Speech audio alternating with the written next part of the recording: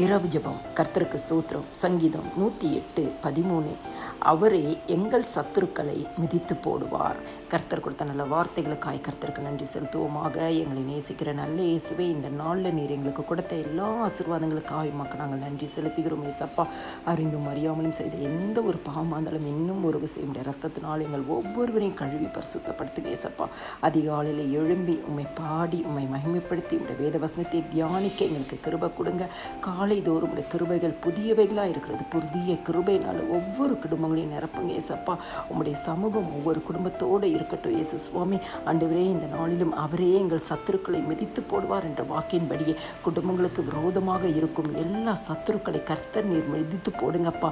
ஆண்டவரே, போராட்டங்கள், பாடுகள், அவமானம், நிபச்சொல், ஆண்டவரே, வறுமை, வியாதி, வெக்கம், இப்படிப்பட்ட எல்லாவற்றையும் கொண்டு வந்து குடும்பத்திற்குள்ள வேதனையும் மன சமாதானத்தை கெடுக்கிற காரியங்கள், ஆண்டவரே, மன அழுத்தத்தை கொண்டு வருகிற சத்துருவின் வல்லமைகள், ஆண்டவரே, இப்படிப்பட்ட எல்லா கிரியைகளையும் கர்த்தர் நீர் மிதித்து போடுவீராக.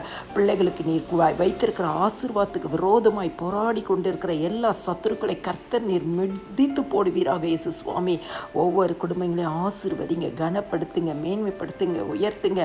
எதிர்பார்க்கிற நன்மையை கொடுத்து ஆசீர்வதிங்கப்பா. விண்ணப்பங்களுக்கு ஜெபத்திற்கும் பதில் கொடுங்க. இயேசு சுவாமி, ஏங்கி தவித்து கொண்டு இருக்கிற காரியங்களில் கர்த்தர் ஒரு அற்புதத்தை செய்யுங்கப்பா.